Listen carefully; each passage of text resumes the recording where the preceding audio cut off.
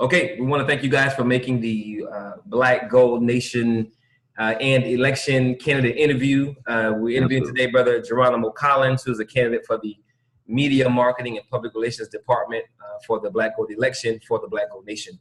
So we're going to get right into the questions for the interview, and we're going to hand it over to Brother Anu, who's going to take it from here. All right. Hello, everyone, and my brother Geronimo. Yes, sir. First of all, I got to say, first off, great name. That name, right? I'm voting just because of his name. I saw the name. I had to go look it up. I'm like, wait a minute, I gotta go look up Geronimo. Right. How did you get the name, and how has having that name impacted you? Because Geronimo is like the patchy version of Moses. Yes, sir. He landed out of the U.S. and down into Mexico. So I was like, wow, that's a name to have. How do you feel about your name? What does it bring you and afford you? I mean, the name commands a lot. It not commands, but it lets you know that there's a lot of strength with the person that it's attached to, and the expectation for leadership and guidance is quite high. It always has been. Sure. My friends every day come to me for advice and guidance on a number of things. Sure. What it's afforded me are a lot of great conversations. It definitely is a conversation starter. Everybody's like, "Is that really your name?" I had one woman said, "Let me see your ID." I'm like, "Come on, sister, like, really? That's my name." She's like, "Stop playing." I'm like, but I mean, that just goes to show, though, that in the Black community, when it comes to names such as Geronimo or hearing names similar Sure. that just have just great significance in historical context and meaning to them, because we don't get that often. And names are such a contentious topic in our community. Yep, absolutely. Whether it is a name that's somebody that pulled from the dictionary that means something. Like I met a brother named President. You know what I mean? And I was like, oh man, that's dope. But that means that means you got to do some things in life, man. That's a lot of pressure. You gotta do some. You know what I mean? I got one of my good buddies. His name is Noble, and he definitely lives up to his name. You know what I mean? Yeah. But because names present such a contentious topic in our community, sure. I just think when people hear certain names, they're just like, "This is too good to be true. You're just making stuff up. Right. Your name's really Jamal, or Mary, or something like that." Right. Exactly. Cool. Well, I had to ask that. We sent out information about you and the candidate sheet, but in case I missed something, what can you tell us? Can you tell us a little more about sort of your background and how you got to where you are professionally? Sure. So, I'm sure this was in the candidate sheet, but just to start, I'm originally from the DC area, Prince George's County, Maryland, to be exact. My family, I come from a lineage of the Caribbean and the South. My mother is from Southern Virginia, and my father's from Trinidad, and that in itself has definitely informed my perspective, especially as an adult. And just being able to immerse myself in these different cultures as an adult and really understand what they represent with regard to the diaspora, thinking about slave trade, as well as just where we are in present day and how there's a lot of tension within the diaspora, whether your family's from the continent, or your family's from the Caribbean, or your family is Black American. You know what I mean? Absolutely. And kind of just being in the middle of that, just understanding my place with that.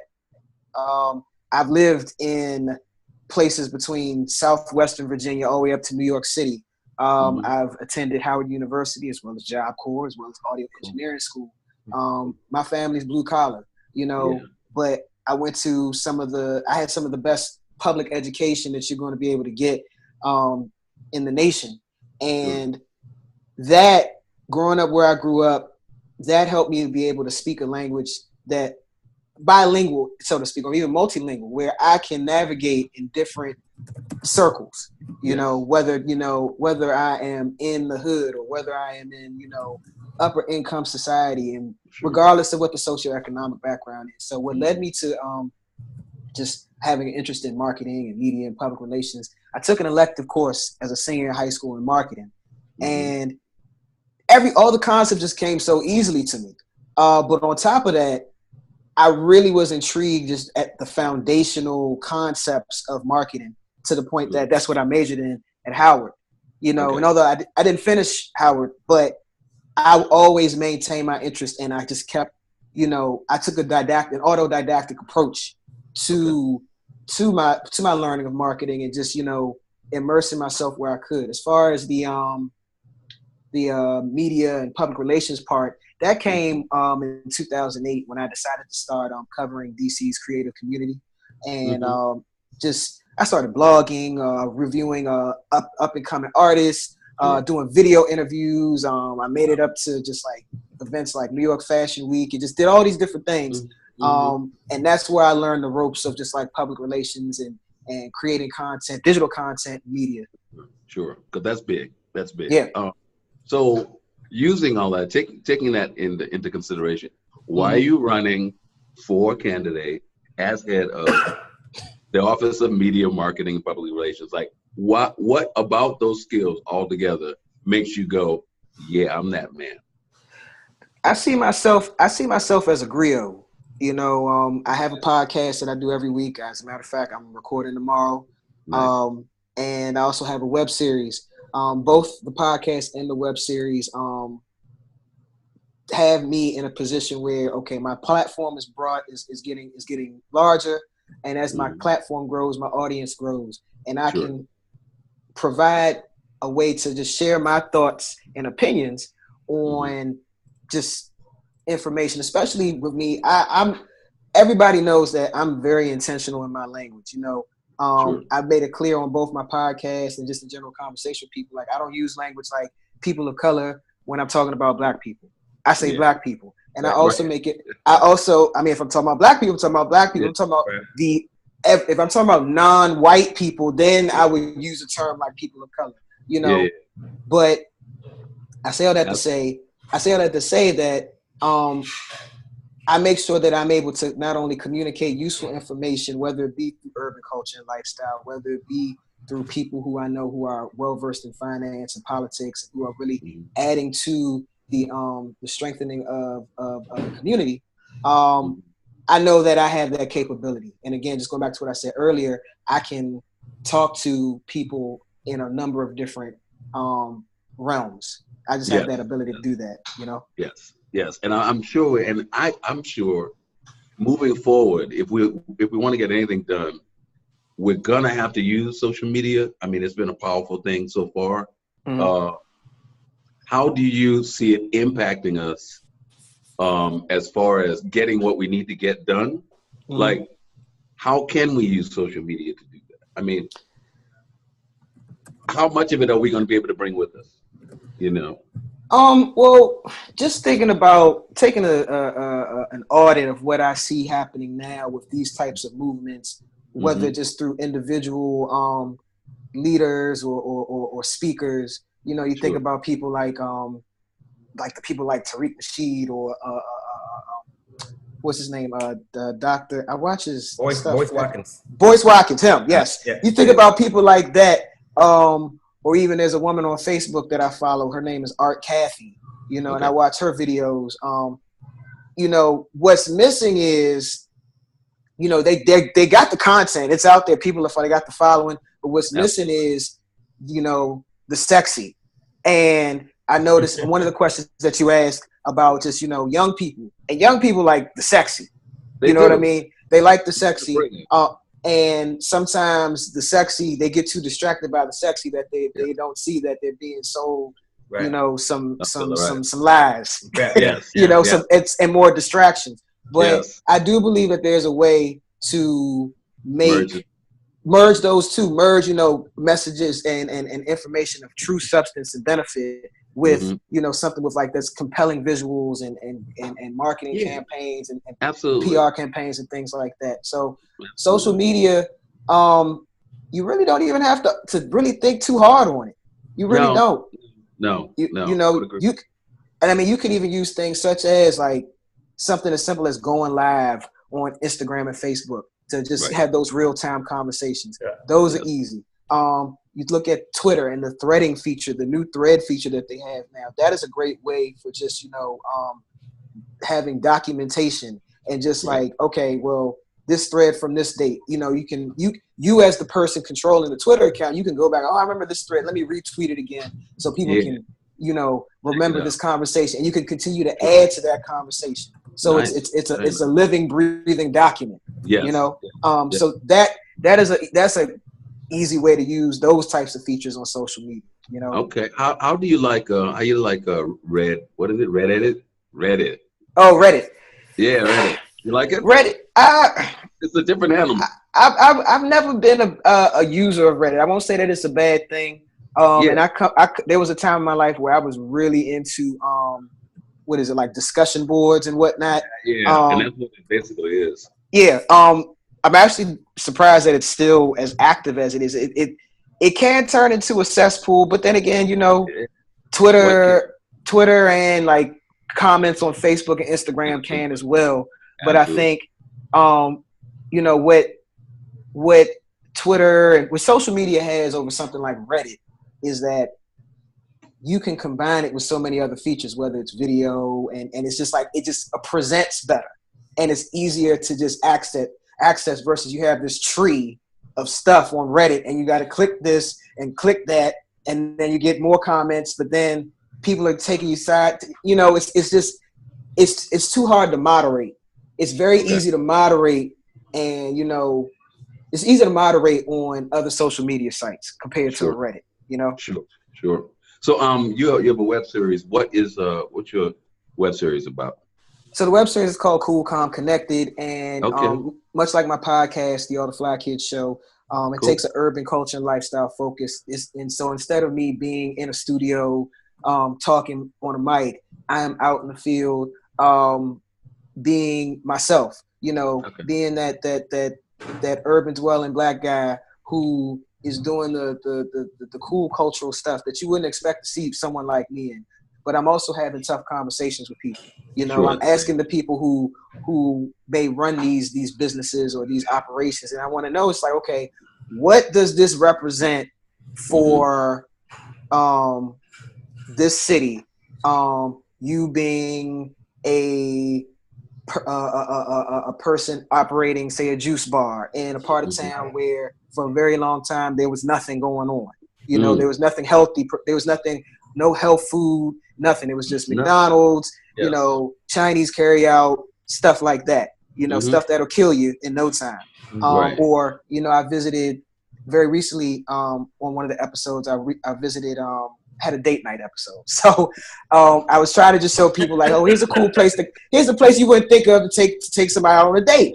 So I went to this place called the Hillwood Garden, and it was the former home of Marjorie Merriweather Post. Marjorie Merriweather Post is the heir to C.W. Post, who started the Post cereal fortune and all of that. She was also the original designer and founder and owner of Mar-a-Lago Resort. And on that property, there was a butler house. And we get to that part of the property, and there's a cotton bush. Oh, I love it. And so the videographer gets me pointed to it. And it's just like, I touched the cotton. I've never touched cotton in that form in my life. It was sticky. Yeah. And so I just touched it. I just touched and he cut that part out where they was like, no, don't touch it. You're going to end up in the sunken place. And I said, I didn't.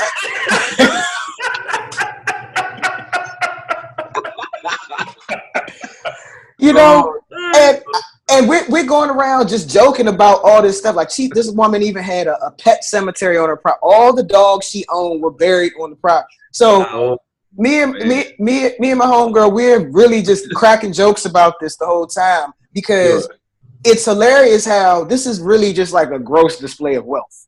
It's a real gross display of wealth. and the fact too that there's still a cotton bush in existence, and it makes you wonder, one, how many black people come visit this property? Two, because I'm sure, somebody like, wait a second, this is not right. But again, like I said, I make sure I raise those types of points in the commentary because these are conversations that have to be had, even in a city like DC, which is supposed to be super liberal. But again, we know what comes with, being super liberal. It's not all that it's cracked up to be. You know what I mean? Especially if white people are leading the charge. And look, and to me, that's something that, and this is a whole nother thing, we're gonna get back to you. But being super liberal, being liberal in that somehow we have to understand as black people that liberal does not mean us. Yes. Right. It does not mean us, and it does not hold our values. In fact, right now, liberal is in shock because what they thought was there is not there.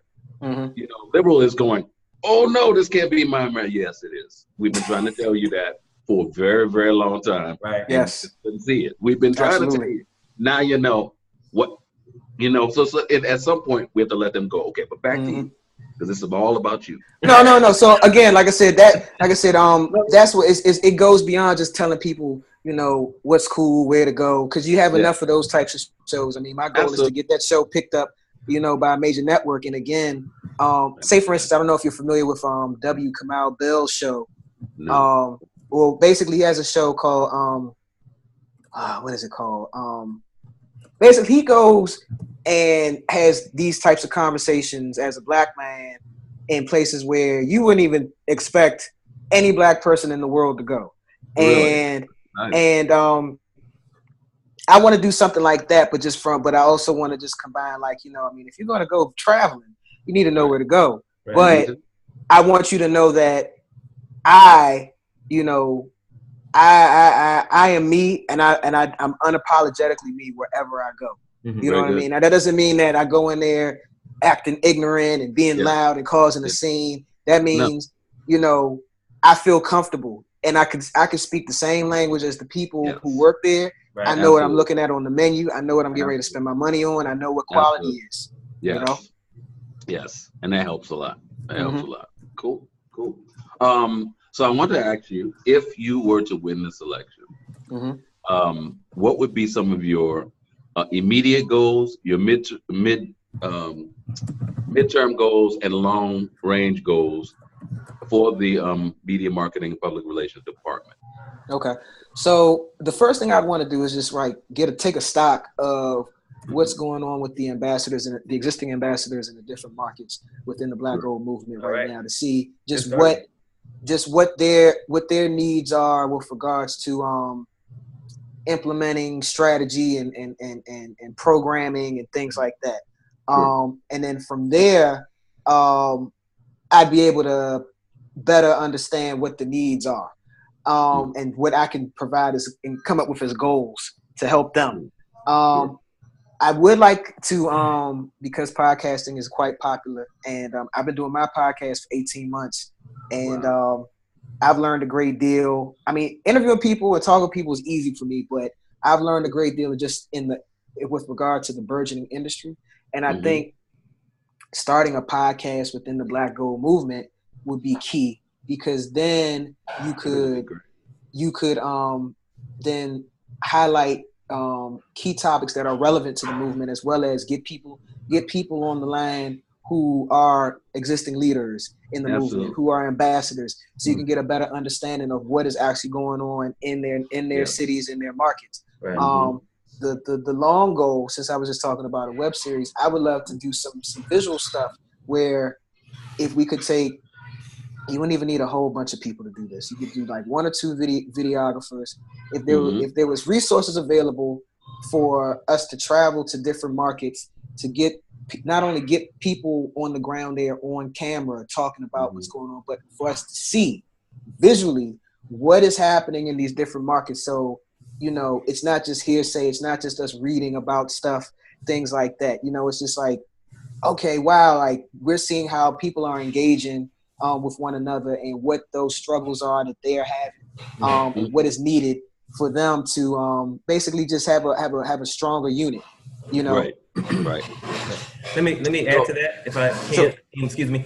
I think that's a very valid point, brother, because I think one of our issues is that we're not connected to one another, and we don't communicate because we're not connected. And I think if we had a platform or a medium by which you could show what's happening on the ground in these different cities, and then bring a national support movement to that local issue, that will not only give people more resources, more ideas, more financial support, but it also might let somebody know in California they were dealing with this particular thing, and what do you know? It's happening also in North Carolina, South Dakota, New York. So instead of us trying to reinvent the wheel or come up with a new wheel, let's just perfect the model that they just used in this city over here to use in these other cities nationwide. And I think the more we are connected, the more we communicate, the more we highlight just how common racism is across the board, then we'll be able to create a unified effort to change a lot of things. So I think that's a very, very, very, very good idea. It's tangible. It's most certainly doable. And it's within our power, our hands to make happen. So I think that's a very, very, very good answer, man. I like that. Well, actually, and it segues into my next question. What would you need as far as equipment, monies to do just that thing? What you're talking about? Yeah, because we got $3. We got $3 right now for you today. We ready, huh, Ian? We got $3.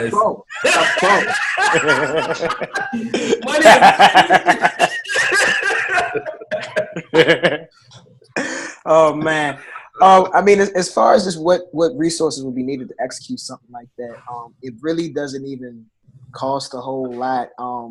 It would actually only be, there would be, for say the podcast, there would be one-time expense, and that would be just the use of a USB mic. And then the recurring expense would be the hosting fee. So right now for my own podcast, I pay $15 a month to SoundCloud. And that allows me to not only host an unlimited amount of audio files on that site, but I can also use the RSS feed to have that available on streaming sites like Apple Podcasts, Google Play Music, Stitcher, wherever that, any place that takes the RSS feed, I can just disseminate it that way, you know. And I mean, with that whole web series idea, I mean, that would be the most expensive effort, but that's the long-term goal. But for that, what would you need to do that? I mean, aside from just a videographer or two who has the not only the proper knowledge of how to, you know, do video and film, from lighting and everything, because you want this to look super clean, super professional. They would need the right equipment. So an HD or XD video camera, which, you know, the right people, and I'm sure there's people in the movement already who may already possess this equipment. Use that. And an editor. And I'm gonna add this. And the video skill, the directing skill to make the mundane look sexy. Yes. No doubt. And editing plays a big part in that as well. You know, so whether one of these video people, they also are able to edit, or we get someone separate from the videographers to edit, that would be needed. So that budget, I mean, you can, depend upon where it's launched, it could be either something where that team of people just travels to what's in driving distance, what's in their market, to eventually then, you know, we could fly them across country or whatnot, you know. So what that dollar amount would be, I'm not really sure, but I know it would at least be in the 5-figure range. Okay, got you. You know, you. Low 5 figures, you can get all this done. Yeah, that's not bad. That's not bad at all. That's not bad.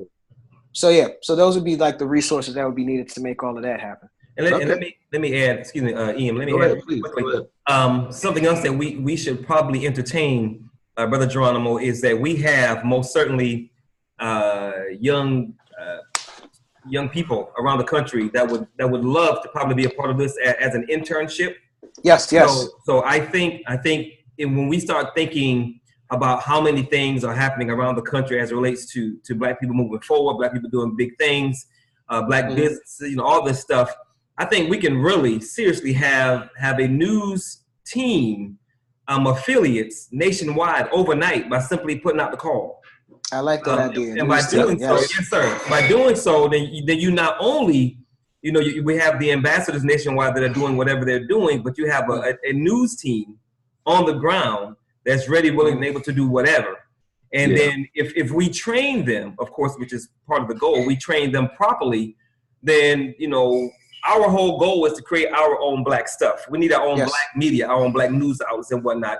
So we have young people that's interested in that, then we can plug them into what we're trying to do and immediately start training them on how to be a part of this national news network that we're building. Yes. Very good. Yeah, and since they're interns, we only have to give them some chips and some soda, and we good. We ain't got to pay them because they're interns. I'm going to edit that part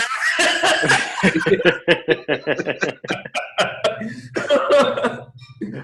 Oh, boy. That's why you ain't on here no more. Pray for me. Pray for you. Okay. I read on your thing that you're not you, Tamani, here. You're urban organizer and a thought leader. What does that mean? Urban organizer. So basically, urban organizing and thought leader means that I use all my platforms to encourage critical thought within the urban landscape. Like I said, I spend a lot of time in, right as of today, I spend a lot of time between DC and New York City. And I have befriended numerous people who are from, born and raised of either city.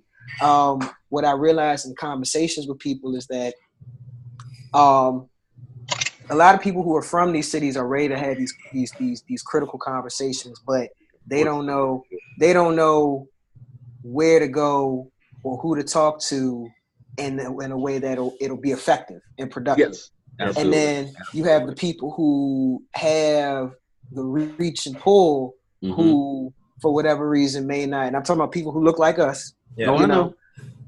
Who, for whatever reason, they don't want to have that conversation. They want to have that. They want to stick to the PC conversation. Yeah. And so I always act as the bridge between the two worlds. Right. And I'm just like, okay, I'm going to force you to have this conversation. So you might not have this conversation with them, but you had a conversation with me. Or you might feel as though you might think that you're not able to get your message out to the world, but I'm going to share what you just told me with the world using my platform.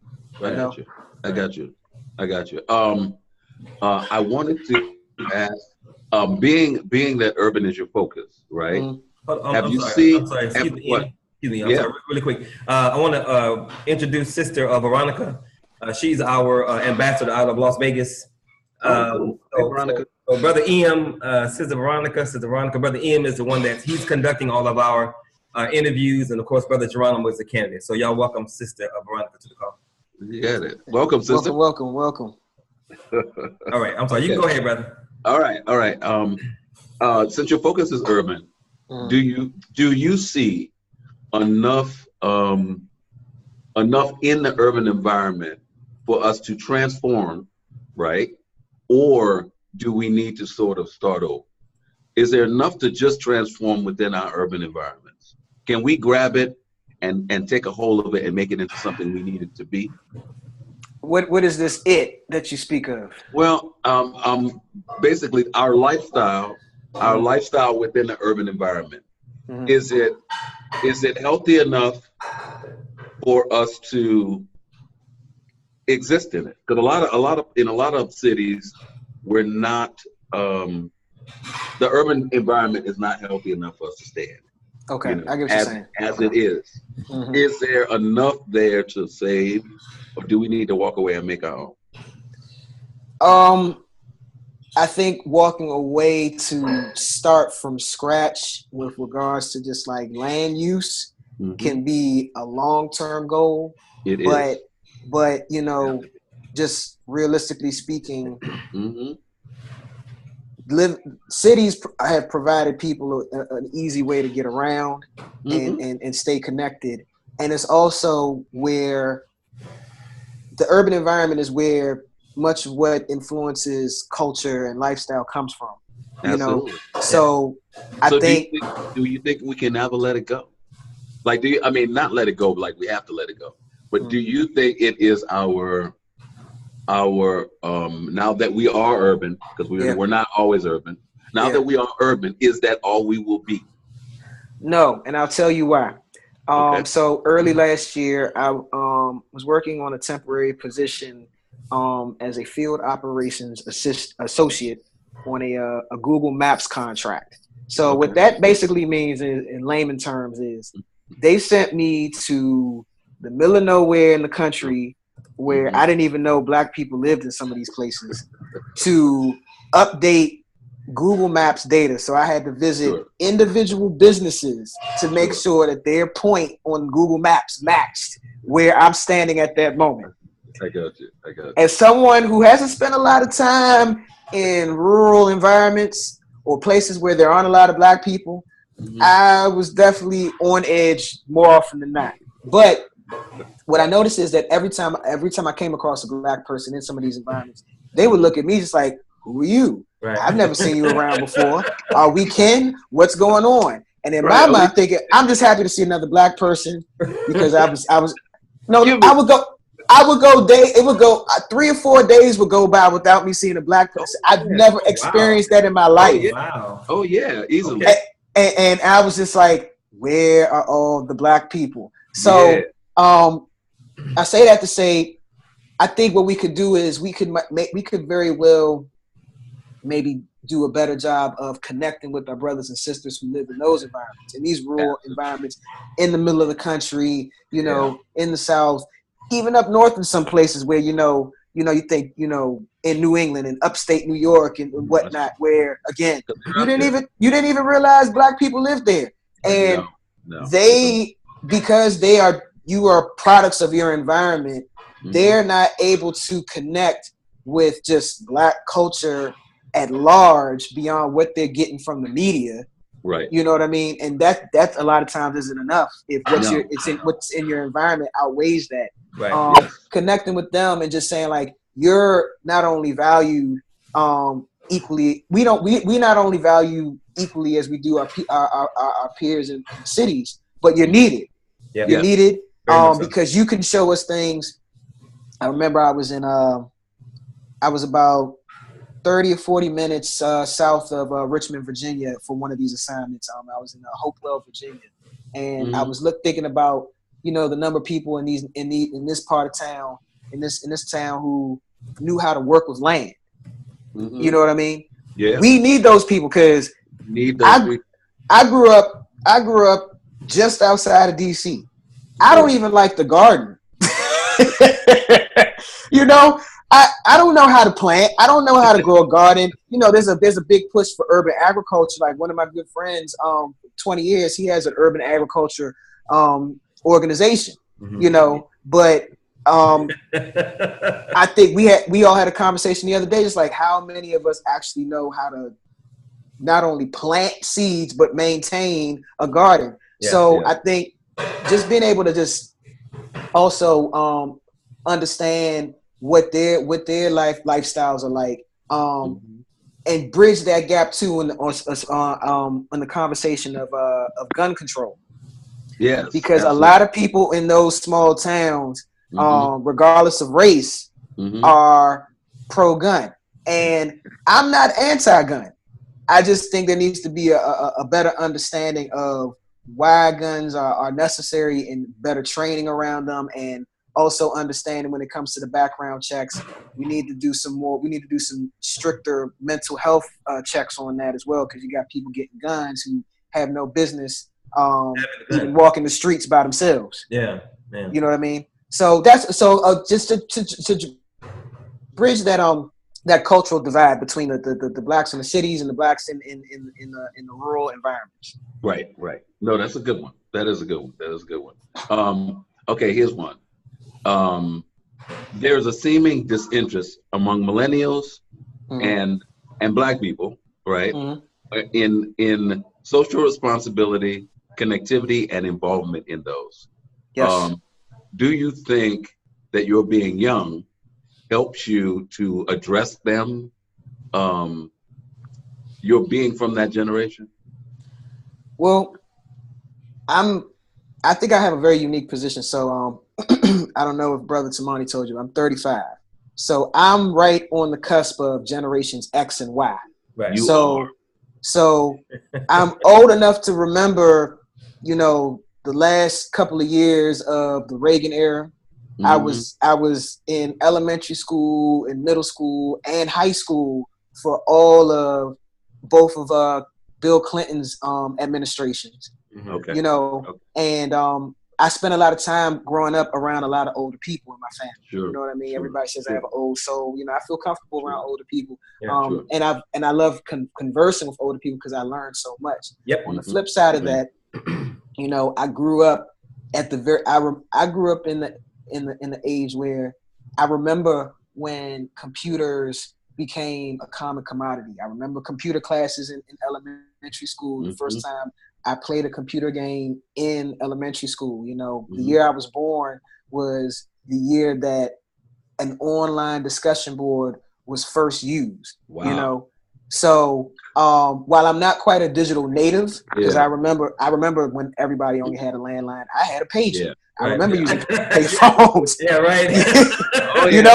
So that's right.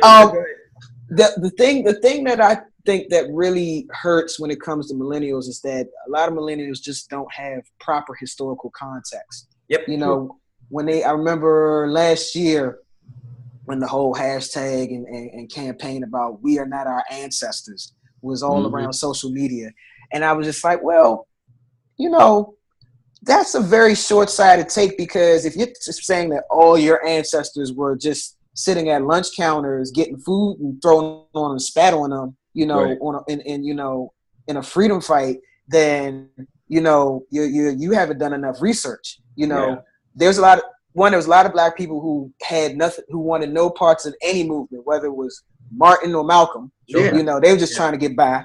Right. I'm a human. I'm here. That's enough. Exactly. What about brothers like a Kwame Ture, who's from Trinidad, what I mean, was banned from Trinidad. He could never go back there. He was around, he was very active during the time of Martin and Malcolm, and he actually was one of the key strategists during the riots in DC following Dr. King's death. You know what I mean? At Ben's Chili Bowl and all of that. Because he was a student at Howard University at the time. He wasn't for just taking the peaceful approach either. So again, I'm just like, what y'all you don't have proper historical context. What I mean?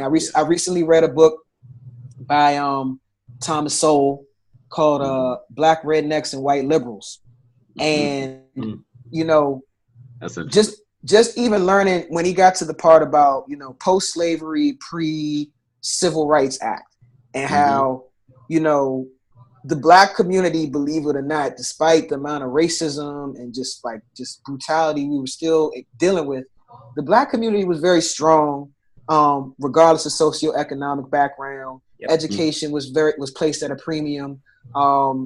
A school in DC, Paul Laurence Dunbar Senior High School, at once upon a time, that was the most prominent high school, period, whether it was of black or white high schools in DC.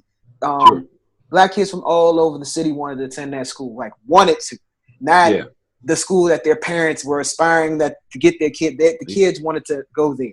You know what I mean? And that school produced a number of, great leaders and politicians and military personnel in that time period from 1899 to about the early 60s.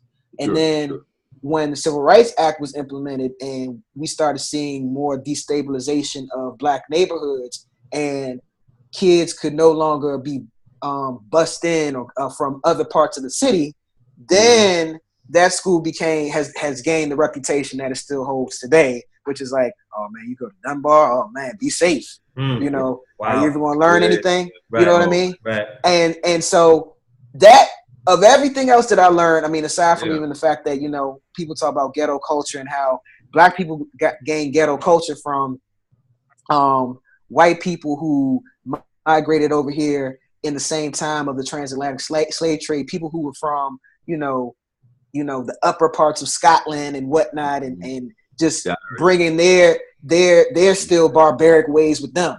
Mm-hmm. So, and all this ghetto culture that people think just came out of thin air, just people just like, oh, they don't really want to do any better. That was learned behavior that just hasn't been unlearned yet. Sure. We learned that from white people, savage white people. You know what I mean? But nobody talks about that. You know what I mean? Yeah. So again, proper historical context. I mean that I think they would. I think millennials are respectful of previous generations, but because things are just different, they feel as if previous generations have failed them. Sometimes they just think they know better. They know better. Yeah, and in some ways they do. Mm-hmm. And in some ways they do. But I do think, because I remember growing up in that age, and I thought I knew everything. Right, we all do. We all do. You couldn't tell me nothing. But the one thing I learned, and I will admit, there are ideas that I had that were better than my family's. They were, but the connections, the very, very deep connections that sort of guide you. Once I learned what my forebears had been through in detail levels, my grandfather, I mean, just people that were, never mind, ancestors, right, was very powerful and really drives you in the right direction, because you know that you're not the only one that's tried this before. Right. Absolutely. And all the different ways it was tried. We've been at this a long time. Yep. Right. People think we've been at this a long time, and we haven't made much headway. So there's no need to there's no need of redoing it. We can't keep doing the same thing over and over again. That's what they call that. That's the definition of insanity. Yes. Keep doing the same thing over and over again, expecting a different result. We should be done with that by now. We should be done. Absolutely. Ian, what's important about that is that from my perspective, the one thing that we've done that's allowed us to make the most advancement forward as a community is when we've owned and controlled our own space. Absolutely. And I think not only do most Black people not know about how many times quote unquote Black Wall Street was done, yes, but the efforts white people made to undo it. So Brother Geronimo talked about how the savage ghetto behavior, how it was learned. Every effort we made to be a humane, forward-thinking, progressive people was totally attacked and dismantled. Yes. Absolutely. So it's not that we can't do. Go ahead. I've never seen them bomb a project. There's no need. Right. Yeah. Because the project is doing what it's supposed to do. And the projects have been the same since their inception. The minute that all the white veterans and families that they were originally set up for, once they moved out, and all the Black people moved in, and they have been what they have been since then, no matter what the administration was. And that's a community too that I just think no one really focuses on that community outside of the entertainment component. Absolutely. You know what I mean? And it's just like, you can't be up here talking about all these high level concepts with people who are worried about, okay, I'm trying to figure out how I'm gonna get across town. I gotta get the kids to school. I gotta eat. I gotta pay this bill. I gotta do that. I don't have time to think about intersectionality. I don't have time to think about feminism. I don't have time to think about, ways to get out of an abusive situation. Everybody's online screaming about domestic violence, which is a horrible thing. But who is here going to tell me, okay, sister, okay, brother, this is what you need to do, X, Y, and Z. You're talking about mental health and therapy, and I need someone here in my face because I don't have the capacity because I'm so focused on just trying to get through the next day. Not only that, what people don't realize with the project especially, or that era of our lives, or that component, is that you have generations of people that have lived in the project. Generations. That means that generationally, it has become their norm. That's all they know. When you talk about changing that part, the parts of them, you're talking about changing their history. You're talking about telling them to give up what formed them. Mhm. You know, and that's a deep thing. Yes. That would be like Black people you got to look at your history and not do church or not do the things that you know sustained your mother or grandmother, or you're asking them to give that up because there's like 4, 5, 10 generations that have lived in the world. Yeah, and you know that's a good point because it's like it's their culture. Malcolm X said that Black people aren't stupid. We're just too busy trying to survive to think about anything else. There you go. So and it's sad, but Ian, that's a very good point. But it's sad that what we're thinking about, the culture that we've created, is detrimental to our own survival. But we don't know that because we don't know anything else. Absolutely. So we have to be, and this is another reason why this particular department, all the departments are important, but this particular department is important because we have to remarket, rebrand the image of Black people to Black people. Yes. Because we not only don't know who we are and what we're capable of, but we think that our mundane, niggerized existence is how it's supposed to be. Yes. And we don't know that we are so much more. Than where we live in that 4 or 5 block radius. There you go. And wait, until Black Panther comes out. So what? I'm segueing now. I'm segueing. Y'all hold on. Okay. Really. Until that Black Panther, because the one thing Black Panther did suddenly, and I've seen it just sort of across the board, it has done that. It has taken a and not only presented people with a different kind of Blackness, it's also pulled together Africans and African Americans and sort of the diaspora. I've never seen the diaspora pulled together like this. Proud to be Black. Never. What's your thoughts on it, Geronimo? So I went to the theater to see that. It was an incredible film, and it was one of the, if not the only, great displays I've seen in cinema of Afrofuturism. It showed Black people in a position of power and also helped Black people answer the question of what if the transatlantic slave trade had never happened, this is what could have been. Sure. You know, it really resonated with me because, again, you know, I have Caribbean roots as well as American roots, and those questions and tensions that come up throughout the diaspora of like, oh, these Black people from over here think they're better, or these Black people from over here are feel entitled, and they're this and that, and you forgot about us, or you don't work hard enough. And so it resonated in me with that, and just seeing what happened between T'Challa and Killmonger, and just knowing that backstory.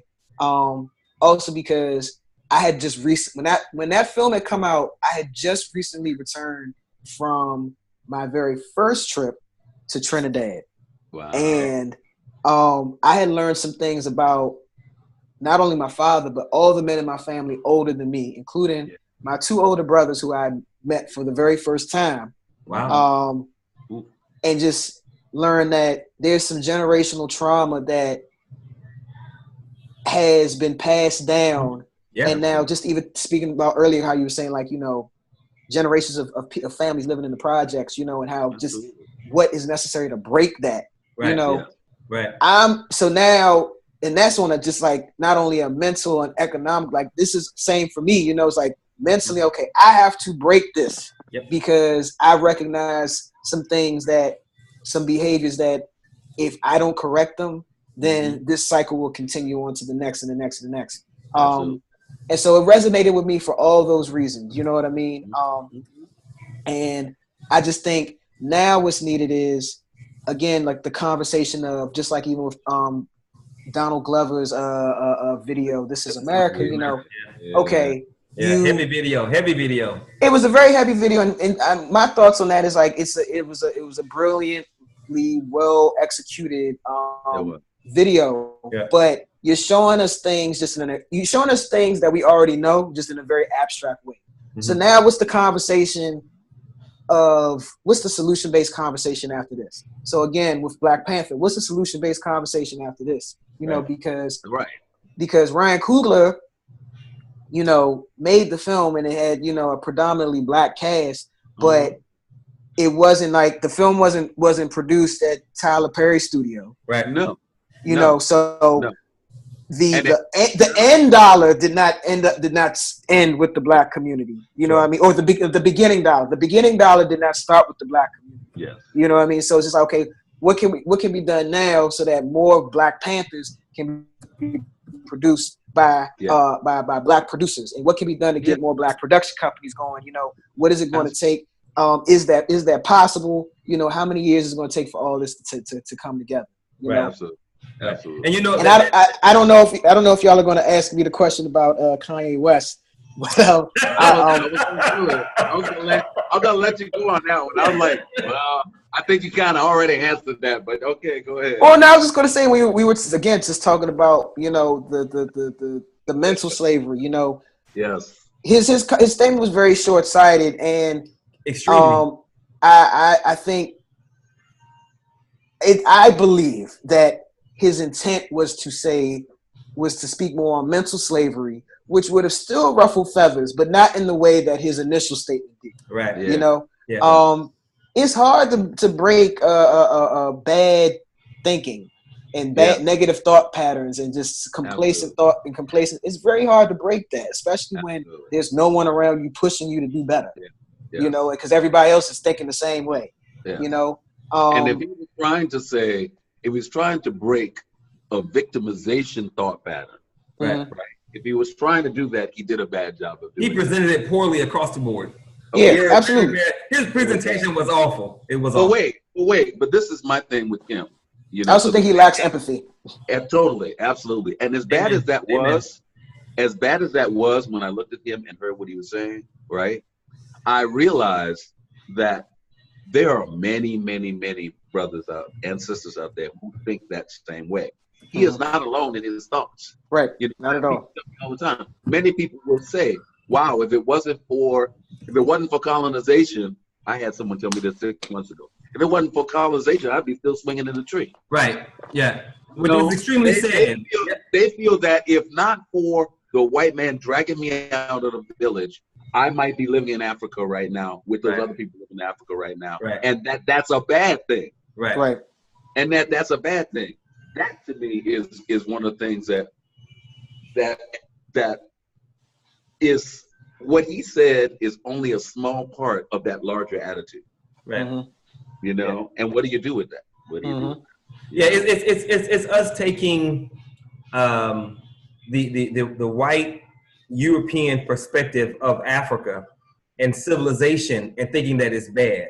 Like people don't know that there are cities in every country on the continent of Africa. But Ian, that goes to what your passion is when it comes to sustainability and not necessarily living in a city. We have come to the point where we equate civilization and our advancement in our intellect with buildings, and cars and that kind of infrastructure. But we don't understand that knowing how to treat your fellow man, how to treat your family, your woman, that's also civilization. Yes. And doing it sustainably. And doing it sustainably, and tying in your elders. It's like brother John Henry Clark said. Dr. John Henry Clark said that there was never an old folks home in Africa because no one ever tried to throw away grandma and grandpa. There you go. There was never an orphanage in African society because no one ever tried to throw away a child. There you go. You know, and if you know that is being civil, that is culture, that is humanity. But since we are looking at the world from the perspective of white people who tend to do all sorts of things to their own people, from pedophilia to rape to all that stuff, we have no understanding and concept of how advanced African society was as it relates to that's why they can't figure. They'd rather give E.T. credit for the pyramids and say we don't know how those niggas did it. Yeah, absolutely. And that's just not not understanding how heavy African society is. But pulling this back to what Geronimo said, is that the one thing Panther did is that it made Africa, it brought the sexy to Africa. Oh, sure. Yes. Yeah, no doubt. Yes, it did. So it allowed people to make that connection because they made it look really good. Right. And so once that connection was made, everybody suddenly was like, "Woo, I'll be African." Right. What kind of African? So I was like, what exactly. That's right. They were wearing those they was wearing those made in China dashikis, all of that. Right. But it really is because of that very thing you said. They took it and made it sexy. Yes. They brought it and made the connection. So you know, Geronimo, the pressure is on you, brother, for multiple reasons. But one of the reasons is because you absolutely must find a way to make the struggle for our liberation and salvation sexy. You have to find a way to market the revolution. Yes. Now, Brother Ian has multiple talents, and one of them is that he is a professional graphic designer. He recreated our logo that he made me pay some white people to do because he didn't tell me that he was willing to do it. But you know, that's how black people are.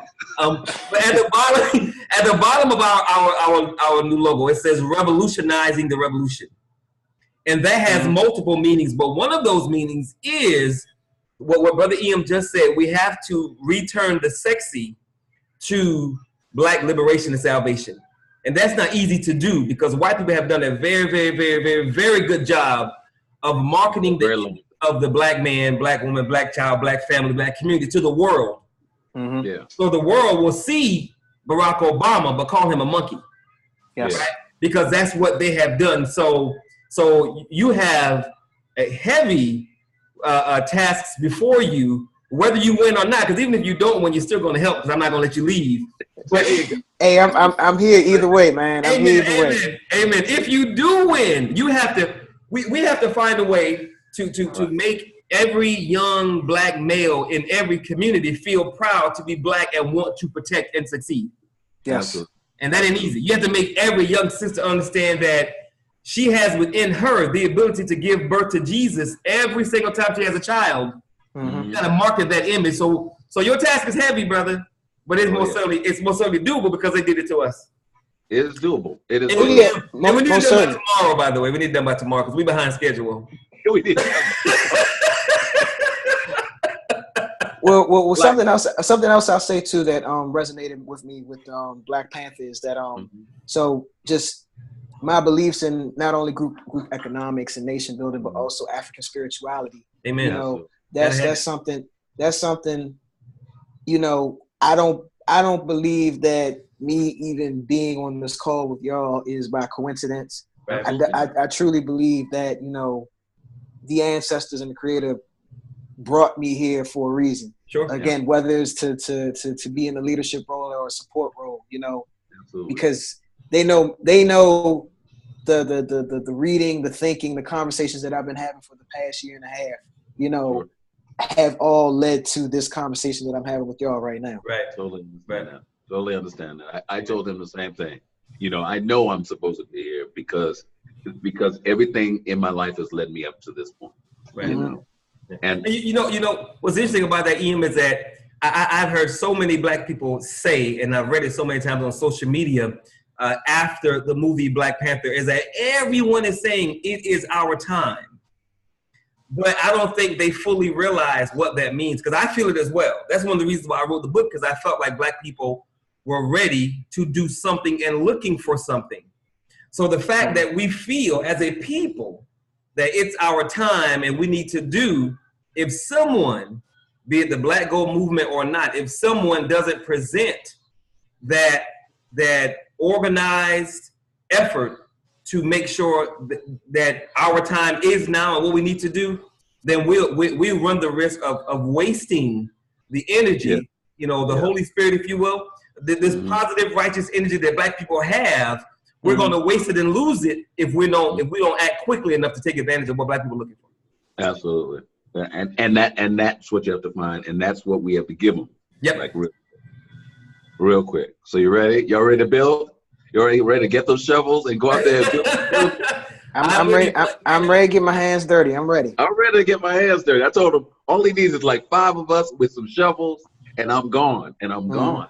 I'm literally gone. That works. You know, because that works. I'm up because he holds me. You know, he has to hold the reins on me because, you know, it's been 20 years now. I've been I deconstructed. So I realized we were coming to this point, and I said, you know what? I think I need to know how to garden. I think I need to know how to exist, just me and the earth, and shake myself from being an urban man to a man. Right. Just a man. I need to know how to live on a planet. Yes. Because I think that thing is going to be, sustainability is going to be so important, because even how can you kill the dragon you're suckling upon? Wow. Yeah. It's just that easy. How are you going to kill a dragon you're suckling upon? As long as you are taking nourishment from it, and it's the only thing you know how to do, you are trapped by it. You are trapped. You have no way. There's nothing. There's nothing. So we have to learn how to unsuckle and stand on our feet. Even if we have to drop to the ground. Even if we have to drop to the ground. We need that, because once you get that footing, then you can define your own self. Right. Absolutely. Right. Once you get that footing. And we are not going to be able to hashtag unsuckle. Look, but as you tried. No, we are not going to be able. We need. I agree with you, but we're not going to be able to. That might be a tough one for it to gain some popularity. I'm with the brother, but we must have people in place that are willing to show us how to do that, right? Okay. Yes. Which is why the election is so important. So what you don't know, Brother Geronimo, you said you don't know how to plant and garden. Well, Brother Iam is doomsday preppers melanated. Oh yeah. He is all about the earth. Yeah, he's all about the earth, the planet, living off the land, blah blah blah.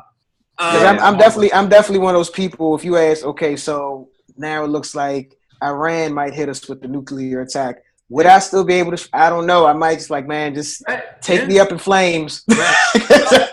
I don't. Because once I get to the bunker, I don't know if I'll be able. How am I going to have food? You know. I realized, and for me it was a man thing too. I realized that at the depth of me, I wanted to be that kind of person that you can drop in the woods and they'd be able to live. Yes. I don't want to depend on you. If you're the person, if this society is the thing that is oppressing me and I don't want to be it, then I don't want to be it. It's just that simple. I don't want to be it. I want to be able to do something else. So we'll see. Right now, we do have to gather everyone. We have to make a place for people to come. We need to connect ourselves together, and we need to learn what our next step is. Right. And because we might not, being a part of society might not even be an event, because there might not be one. Sure. It might go down just that quick. We have no idea right now. But we need to definitely prepare and put an infrastructure together where we can communicate on the ground. So when anything does go down, when it is time to make a move, when it is time to build, we can all do it together. Right. Yes. And pull our efforts together to make something happen. Right. Right. And that's what I was saying earlier about the importance of us being connected. Yes. We need to not only be able to communicate with one another, but we need to make sure that we're not, because we don't have a lot of time. We need to make sure that we're not trying to reinvent the wheel that some other Black person has already invented. So that again, that's another task that Brother Geronimo needs to focus on, because he has to find a way to make sure that everything we're doing in all the places that we're doing it, we all know about it. So that we, if we are constantly depending on this dragon to take care of us, and this dragon has never cared to do so, and this dragon is in jeopardy of dying itself, then we have to be moving, extremely fast to make sure that we're going to devise some sort of strategy, plan, or something to make sure that the melanated population of America is taken care of, because the non-melanated population is not looking out for us. And we need to stand and act on it as soon as possible. Yes, absolutely. Or as I like to say, San Melanese. The same little needs. I can dig it. Okay. Was that your last question, Ian, or was there? That was my last question. We knocked out everything. Yes. Okay.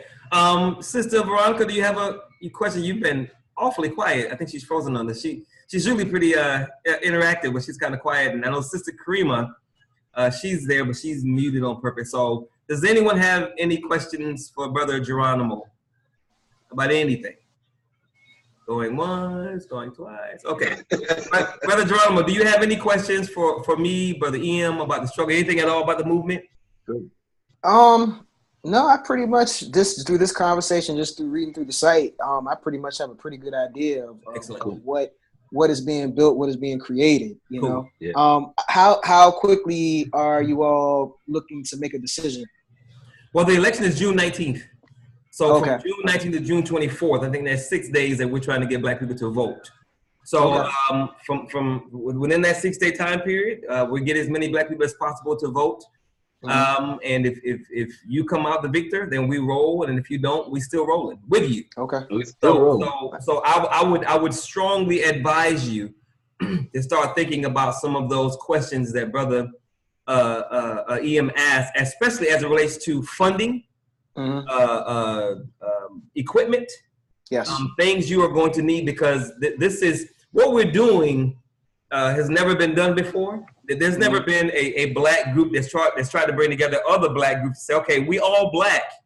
You don't have to leave your Black group, but whatever you have, bring that to the Black table so that we can have a unified Blackness moving forward. So we're not concerned with your religion, your degree, how much money you make, who you love. We're concerned with making sure the next generation of Black children have something worth having and have a life worth living. So if you can contribute to that, that is our goal moving forward. So to do that, we absolutely must have people in place in several different areas who know what they're doing. So the idea of the interns and Black kids around the country who might want to be in media could very well be the avenue for them doing so. Because we had Roland Martin, they took him off the air. We had Tavis Smiley, took him off the air. I don't know if there's one central 100% Black media outlet. And Black people, culturally, we run the world. This would be a boring ass planet if it weren't for Black people. Right. So every conscious Black person could be coming through our media establishment if they knew we existed. And of course, if we can do that, that's revenue up the wazoo we can use for many other things. So I want you to seriously think about your strategy for how you would roll out the building of a national media company for Black people, because that's the focus. Okay. And you talked about content previously. You will not have a shortage of content. I guarantee it. Because there are so many things going on, from the very good things that we're working on to the efforts that we're making in the community to the bad stuff. Like this grandmother, 65 years old, totally disrespected and abused by the police. What do we need to do? And I'm not really one for marching and screaming and yelling. I'm saying systematically, how do we fight back against that to ensure it never happens again? From politically to legally to financially to the business area, there are things that we need to do to push back against that kind of disrespect. And I think what the Black Gold movement presents needs to be the revolution 2.0. You know, we don't need to do what we've been doing, which is, you know, marching and getting on TV talking about it's wrong. Everybody knows it's wrong. Shit, it's obvious that it's wrong. But what are we going to do to make sure it doesn't happen again? So as we move forward to the election and after that, I was very serious when I said you have a heavy task before you, because you absolutely must find a way to make the struggle sexy. Because if it's not sexy, the millennials aren't going to get on board. Right. I have 3 kids, 22, 20, and 17. And they were raised to be Black, but if it ain't sexy, you know, it's just their father talking about Black stuff, you know, which they've heard their whole life, which might be bad, I don't know. But I'm saying, you know, we have a whole generation coming behind us.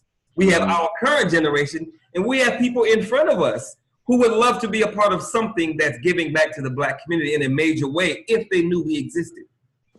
That's part of your job. So there you go.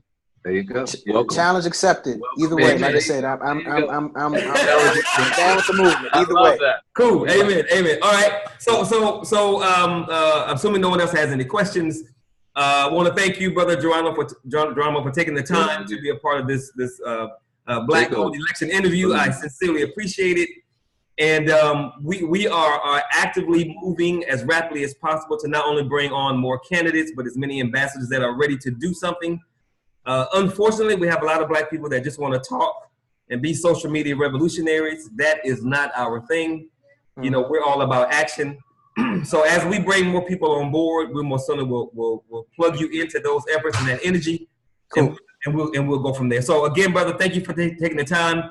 It's going to take me maybe an hour or two to get this edited so I can post it on the website. But as soon as I do so, I'll let you know so that people that missed it can go watch it. And we'll go from there. So again, thank you for your time. Brother Ian, always, thank you for your effort, brother. I appreciate it. I love you very much.